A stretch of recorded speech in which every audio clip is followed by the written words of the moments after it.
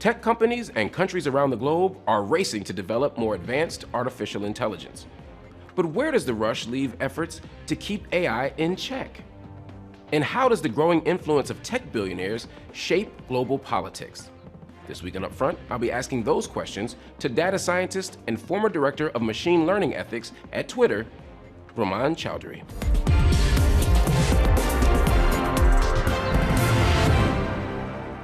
Rumman Chowdhury, thanks so much for joining me on UpFront. Thank you so much for having me. The current AI boom began in 2022 with OpenAI's release of ChatGPT, which sparked competition among tech companies racing to build similar models.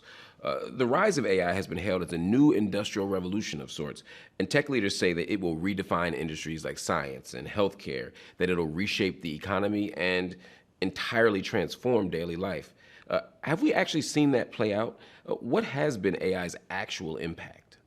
That's a great question. And the recent AI boom, to be very specific, is more generative AI, so the automation of certain types of knowledge work. And I think people are very familiar with how ChatGPT works.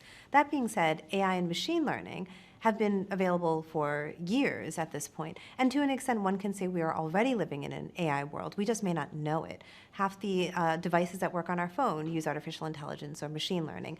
The big revolution in 2022 was that those technical systems were taken out of mainframes at big companies and they were put into everybody's hands. So the kinds of issues that are endemic to these models, going back to the earliest versions, are now visible on your phone. What does it mean for those things to be so accessible in everyday life? It's a bit of a double-edged sword. So in one sense, I love the fact that the general public is more knowledgeable about AI. I've been working in responsible AI for about 8 years, and I used to have to explain to people why they should care, how AI impacts their lives. Now you don't have to have that conversation. Everybody has a really strong opinion about AI. They have a really strong opinion how it's going to impact their livelihood, their jobs, their children, and they're asking the right questions. I love that. On the other end, what we're seeing from this new wave of AI is an increased control and consolidation of wealth, power, accessibility, and control, the level of invasiveness into our lives and the data that's being collected, and the fact that we have no accountability mechanisms.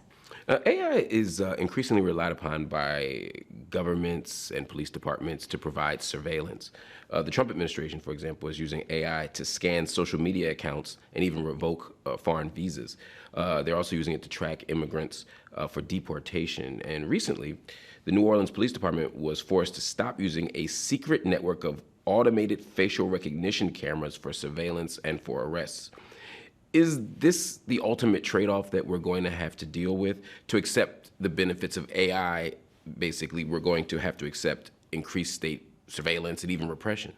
No, the short answer is no. That is a concerted effort to use this technology for those purposes. The technology can be used for many different things. The Trump administration is choosing to use it to target and kidnap people. I get that in the abstract, and I think you're right. I mean, the technology itself is somewhat apolitical, amoral, et cetera. I guess what I mean is, once it hits the mainstream and everyday people have access to it, is it, as a practical matter, unavoidable that the quote-unquote good guys and the bad guys get it all the same? Yeah, I get what you're saying. Gosh, that's a tough one to answer. One interesting way to think about this is what happens when it's in the hands of like the average person. So my colleague, Dr. Chris Gilliard, is working on a book called Luxury Surveillance about how we have all these devices in our homes, on our bodies, that actually are surveillance devices. Everything from Ring cameras to this Oura ring I'm wearing right now are actually surveillance devices. This thing has my health data. If you wear an Apple Watch when you're running, it has things like your location, your heartbeat, right? So what we're fundamentally talking about here is actually not necessarily surveillance, but it's actually a lack of data privacy. So what we lack in the United States is any sort of ownership over how our data is being used. And that translates to AI as well. So the problem to solve here is who owns the data. So if I'm wearing a device, if the requirement is, well, once this data has been sent to whatever company, they have every right over using in any way possible, which is essentially the world we live in, that is something to be concerned about. So instead of saying, how can we stop AI from doing surveillance, let's get to the fundamental unit of exploitation, which is our data. Grok, I'm thinking about Grok a lot these days. Elon Musk's AI chatbot, for those that don't know, it recently questioned whether 6 million Jews were killed in the Holocaust. It also pushed the conspiracy theory of a white genocide in South Africa, and it pushed it into unrelated conversations that were happening on X, which, of course, echoed the claims that were made recently by Elon Musk and President Donald Trump. You led Twitter's machine learning ethics team before it was ultimately disbanded under Musk. How serious is the threat of AI spreading harmful information, harmful rhetoric, political misinformation and disinformation on social media platforms like this? It's massive. It's an incredible threat. One of my biggest concerns is we are going to enter a post-truth world, one in which we cannot trust anything we see online, and we don't have trusted and verified sources. Now, Are we not there yet? Some may argue that we are, right? We see there's this term AI slop, where we are increasingly seeing things online that look hyper-realistic but are fake. And some of them are like comical and silly, like cats doing silly things. But or the president as the Pope. Right, or the president as the Pope, or the Pope wearing Balenciaga, right? That was, and I think that's the one that everybody remembers. That was a pivotal moment, the Pope in Balenciaga, because that really went viral on social media. And about 40 to 50% of people who I mentioned that to never realized that it was fake. And this is the thing, like it's something quite innocent and innocuous and kind of funny, but to realize that it wasn't real and you thought it was real really just starts to, ring a bell in your head. Well, how can I trust anything I read online? And also with, and these are institutional failures, right? So I don't want to just say, oh, AI is what caused it. AI is an unfortunately excellent mechanism by which we test the upper limits of every institution we have, whether it's education, media, right? Everything we have, the transportation is the one that we're experiencing right now, right? It's pushing the upper limits. And what I mean is wherever a flaw is, it will push on that flaw until it breaks. So journalism is a great example, right? We have had decades of journalism being underfunded, journalists being laid off, right? And recently, we saw that a major news outlet in Chicago had an entirely AI-generated listicle of books to read, half of which were fake. And this is not just because AI generates fake material. It's because that newspaper made an active decision not to pay a human to do a task that it thought an AI could do. So yes, AI generates slop, but also our institutions are increasingly being stressed and are increasingly failing us.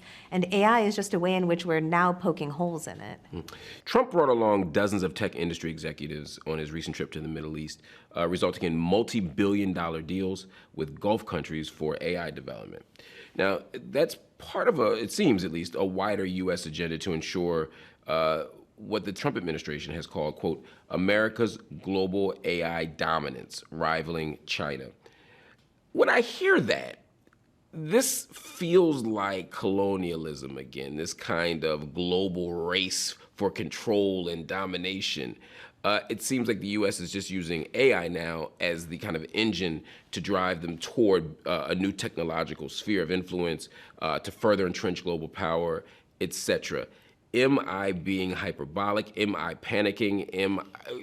I could be wrong here. I don't think you're being hyperbolic at all. But interestingly, the history of the US and in terms of technological development is we have been less engaged in global majority countries than China and Russia have. So a large part of Southern Africa, their telecom is actually Chinese companies coming and doing telecom. There was a great article about 5 or 6 years ago that there was kind of a lot of news about this. But I think globally we just really didn't pay attention. So yes, it is colonialism, and and it's not just colonialism in the most traditional sense, as you mentioned earlier. These are surveillance technologies. So it's more than just saying, oh, we're setting up data centers and we're wiring up your country. It's saying that we're installing the cameras, where the data routes through. And to be very clear, when China set up a lot of the telecom in different African countries, it was in exchange for their data. They did it for free in exchange for data. So, am I a fan that this is happening? Absolutely not. Is it a continuation of a problem we have seen for quite some time? Yes, it didn't just start with the Trump administration. You wrote something in Foreign Policy, in the September issue of Foreign Policy, that I thought was super interesting. You said, AI has the potential to either accelerate economic development for emerging nations or deepen the existing divides between the global majority and today's dominant economies. What factors will determine which way things go?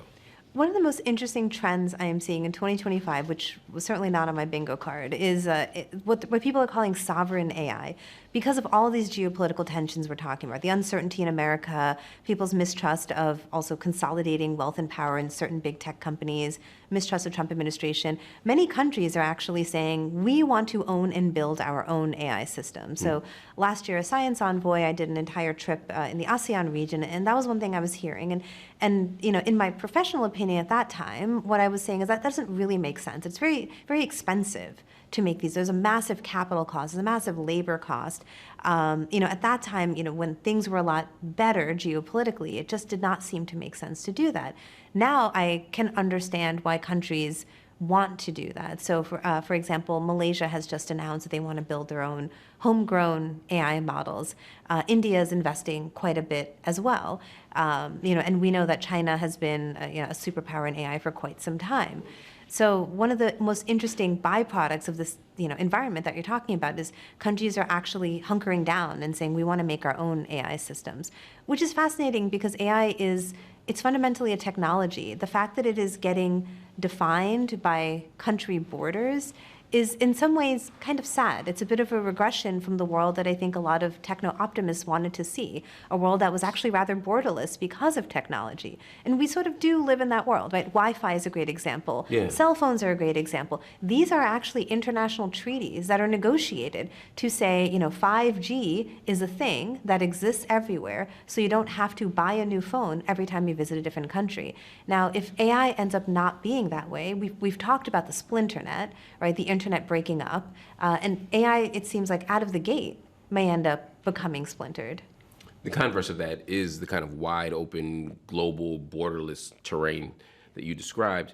There's a danger in that too, though, no? I mean, given our tendency toward oligarchic power, it would seem that one small group of people could end up controlling much of the world and how we consume and produce and understand information. Absolutely. And to be clear, right now, these are all CEOs of for-profit companies, right? But there are many models we have worked on, different types of governance models, for example, where states and, let's say, civil society organizations can have a say in governance, that there is some authority that is not just entirely owned by these companies, right? So other entities do have certain rights, let's say, shut down AI systems or prevent certain types of use. This is why some of the laws that have come out of Europe that have been, people call it the Brussels effect, right? Their laws are actually applicable not in the geographic level, but on the per citizen level. So if there is an EU citizen in your country, they are protected by certain laws in Europe, like the General Data Protection Regulation. And what happens is that then pushes everybody to have to comply. So there are ways around it. We have talked about governance models. And the other kind of controversial one that's been in discussion for quite some time is basically making these technologies a public utility. If we are going to say that AI is a public good, right, that it has this opportunity to benefit everybody, which every single one of the CEOs has said, right, it's going to revolutionize education, everyone's going to have the world's knowledge at their fingertips. What you're telling me is that it's a public good. Then it should not be treated like it's a private entity. Artificial intelligence is also increasingly being used in warfare. I'm thinking about the Russian-Ukraine war and, of course, Israel's genocide in Gaza. The Israeli army's use of AI has been particularly interesting to me. I'm thinking about systems like Lavender, Where's Daddy, and The Gospel, which have all enabled the genocide by tracking Palestinians, including identifying tens of thousands of military targets inside of Gaza. Israel also uses AI to surveil Palestinians in the West Bank. What does accountability look like if life and death situations and life and death decisions are being made by AI systems? And not to mention the fact that while all this stuff is happening over AI, there's almost no human oversight. That's right. That's right. The thing about it is, as you mentioned, not just that there's no human oversight, it is incredibly dehumanizing, right? So we, as an entity, as a country, are so removed from decades of war that we have instigated in other countries. We send our lowest income children to go fight these wars. They come back scarred, but we never have to see them. We never have to face them. These are like abstract, even the war in Afghanistan is an abstract concept to most Americans, right?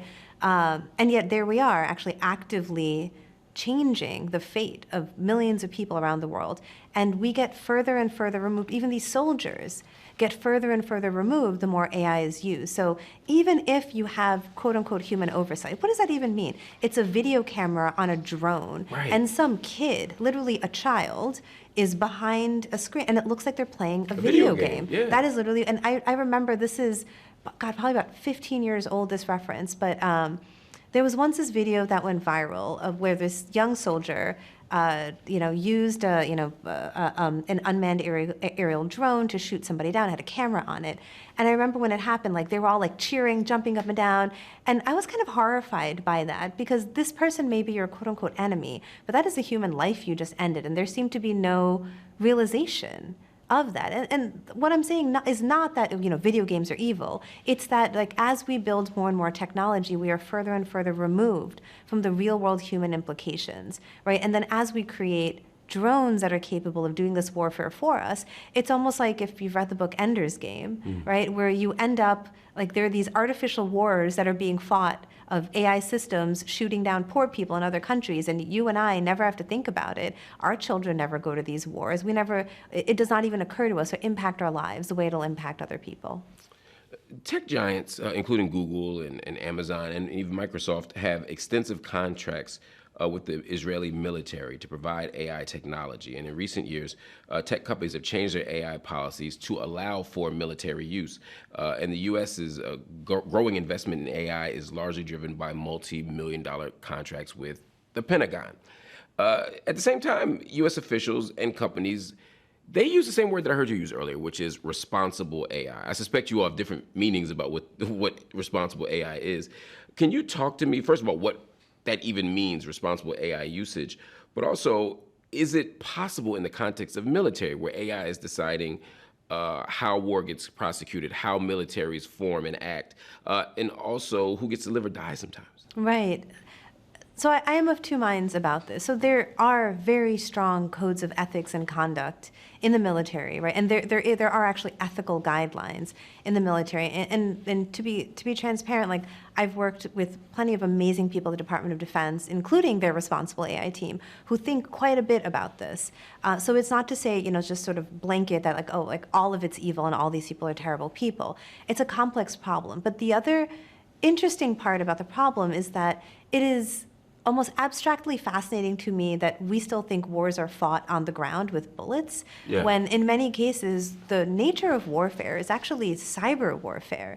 And maybe it's hard for generals who have fought in physical battles to think about it, but I think one thing to think about the nature of warfare is more than just the physicality, right? Bullets and people on the ground, but things like you can now, hold a government entity for ransom, which we have actually seen in some cases, as a foreign threat, as a foreign entity, where you can steal data And not and necessarily a information. nation state, right? I mean, Right. that's the other scary part. Yes, it can just be a regular person. Right. That's terrifying to me. You've compared the way people humanize AI and abdicate personal responsibility for its harms to the great theorist Hannah Arendt and her concept of the banality of evil. You call it moral outsourcing. Would the military's use of AI be another example of moral outsourcing? Do individuals have a role in either enabling or resisting AI's use in war and genocide? Short answer is yes, unfortunately. And again, going back to that video that disturbed me 15 years ago, every iteration of technology removes us further and further from the real world implication, right? Like that young man who was watching that video and he pushed the button to kill somebody, he never looked at that human being. That person was just a bunch of pixelated gray dots. And that is a human being who died. And in even 20 years ago, he could have been the same person in the same situation, but he would have had to see that person and understand that I have done something with a great amount of gravity. So the moral outsourcing here is coming from not just us blaming an AI system if it's doing something bad or wrong and not taking responsibility, but also, again, removing ourselves from the implications of what we're doing and not understanding that the actions we take have consequences on regular people. A growing number of countries are investing in and expanding autonomous military technology, drawing comparisons to a new kind of arms race. For the first time last month, the United Nations General Assembly met to discuss regulating autonomous weapons systems. But UN officials and human rights organizations have been warning of the dangers automated weapons pose to human rights for over a decade, and have consistently called for regulation or outright bans. Why is international action taking so long? We don't have a precedent for global governance. I wrote an article for Wired, gosh, I think it's almost 3 years old now, 2 or 3 years old now, about how we actually need global governance of AI systems. And the closest we have are the kind of voluntary nuclear treaties that have been established, but we have not ever actually pulled together regulation that is applied, that's created on a global level and applied on a global level. In general, we tend to respect certain states' autonomy. But again, AI is a global technology, and it's much like the conversation about climate, right? I can decide to have the best water quality laws in my country, but if the country that borders me dumps a bunch of pollutants in their water, that water is not stopping at the border and deciding to clean itself. It's coming in. Air quality is a great example. So how can we think of AI as a paradigm similar to the way we thought about climate? But again, even in climate, we never actually had truly enforceable climate regulations. Is there such a thing? I mean, we haven't had one, but maybe AI, again, as I mentioned, AI pushes every institution to its brink. Maybe AI is the catalyst for something like that to happen. But then the concern is, as you've mentioned, those rooms get less and less accessible. So one of the critiques I've had about this AI governance community of practice, which exists globally, we are the same probably 60 to 80 people. I fly all around the world and see the same people over and over and over again, and I have been for years. I just came back from Singapore. I am going to be in Hamburg, Munich, Paris, etc. And I'm going to be honest, like we are just a group of people who are all in the room, and I cannot claim that we can speak for everybody, and yet we don't even feel like we're getting access, right, to the closest of the closest rooms, the rooms that the world leaders are going to pull the tech CEOs into. I'm not going to get access into those rooms. I may get access into others, but that is significantly more access than the average American or the average Brazilian is going to get. So it sounds like the idea, if we take a step back, the idea of global governance is a beautiful idea, but global governance is the least representative form of governance that we could possibly have. Scientists and tech executives alike have warned of the potential for AI to eventually surpass human intelligence and also threaten humanity's entire existence. In light of that and everything we've talked about, are you optimistic about the future? I am optimistic about the future. I consider myself a tech optimist because if I did not think tech could fundamentally be used positively, I would be on the side of pure abolition. I'm nothing of committed to my cause. What informs that optimism? It seems like in light of everything we've talked about, the growing consolidation of power, the looming threats, the growing misuses, what animates your optimism? The human condition. I think human beings as a group, we're very fascinating. We have been faced throughout our history, right, with some of the most horrible circumstances and somehow persevered, right, somehow brought beauty out of it. And it doesn't automatically happen, right? People have to fight for it. People have to push for it. We have to want it. So what I don't want to sell is this story that like, ...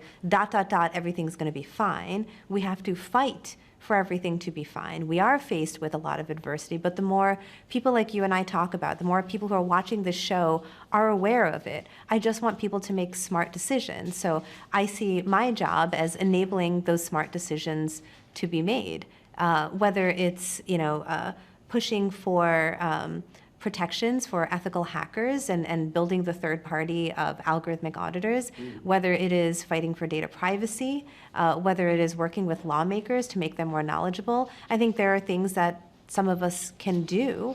And even just for the average person, right? When you use a technology, think about how your data might be utilized. Are there alternate ways to do it?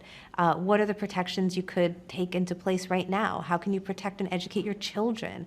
I think probably one of the most important things that a parent can do today is make their child aware of everything that exists online. We can't just assume they know how to handle themselves. Yeah, and it is a tall order, but human beings have this amazing way of when we really want to do something, we go ahead and we do it. Rumman Chowdhury, thanks so much for joining me on UpFront. Thank you so much.